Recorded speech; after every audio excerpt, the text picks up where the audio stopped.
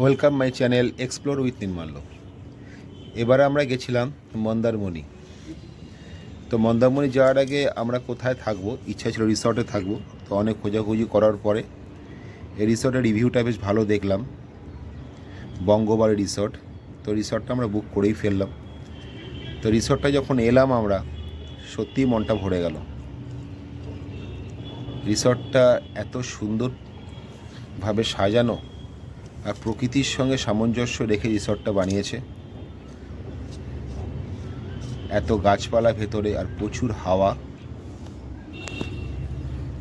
ঢুকতেই একটা সবুজ লন দেখতে পাচ্ছ, লনটা অসাধারণ। আর লনের দুদিকে বসার জায়গাও আছে।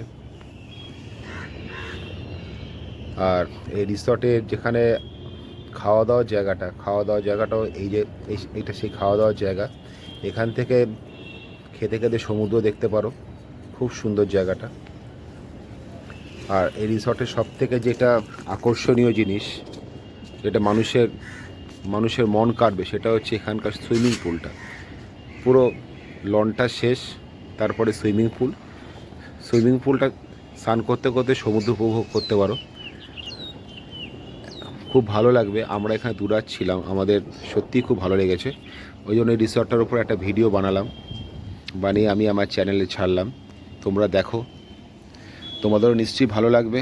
আর রিসর্টের বুকিং নাম্বার প্রথম ভিডিওতেই স্টার্টিংয়েই দেওয়া আছে, ওদের ওয়ালে নাম্বারটা লেখা আছে, সেটাই আমি দিয়ে দিয়েছি।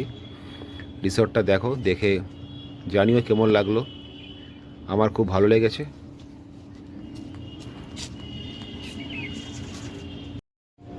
এই ভিডিওতে কোনো ব্যাকগ্রাউন্ড মিউজিক দিলাম না, কারণ এই ভিডিওতে সমুদ্রের জলের আওয়াজ আর হাওয়ার শব্দ, এই দুটো একসাথে মিশে যখন কানে আসছে না, এত সুন্দর লাগছে। শুধুমুধু মিউজিক দিয়ে এদের আওয়াজটাকে বন্ধ করে লাভ নেই। এই আওয়াজটাও সত্যি একটা অন্যরকম লাগছে, মনটা খুব ভালো লাগছে। আর আওয়াজটা শোনো, প্রকৃতির আওয়াজের কাছে কোনো আওয়াজই কিছু না।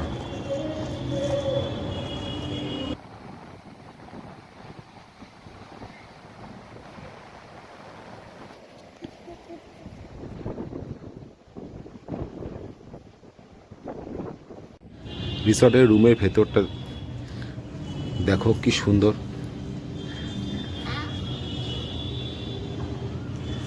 একদম পরিপাটি, ডাবল বেড।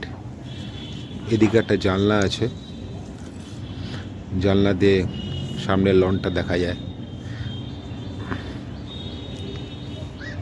With AC.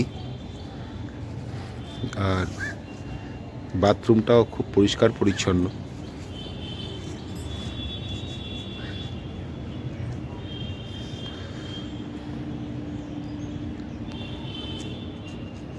তোমাদের ভিডিওটা কিরম লাগলো জানিও, কমেন্ট করো। আবার অন্য কোন নতুন ভিডিও নিয়ে তোমাদের সামনে আসবো। সবাই ভালো থেকো, সুস্থ থেকো, বাই।